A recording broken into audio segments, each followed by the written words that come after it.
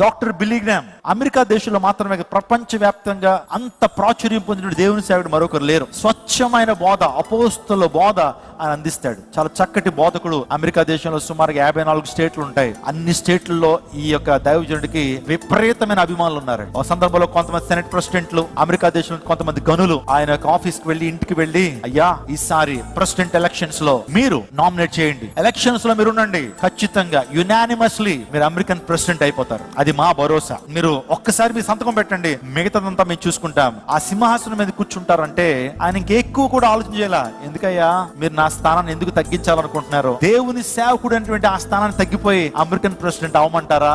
దేవుని సేవకుడు అనేక మంది సువార్తను, సత్య సువార్తను ప్రకటిస్తున్నాను, ఇప్పుడే నేను ప్రయోజనకరంగా ఉన్నాను, నాకు వద్దు ఈ యొక్క సీట్ అన్నాడు. దేవుని సేవకుడిగా ఉండటమే ఈ ప్రపంచంలో అత్యుత్తమైన స్టేటస్ అని చెప్పినటువంటి గొప్ప దైవజనుడు దేవుని సేవకుడు డాక్టర్ బిల్లీ గ్రామ్. గట్టిగా చెప్పకూడదా?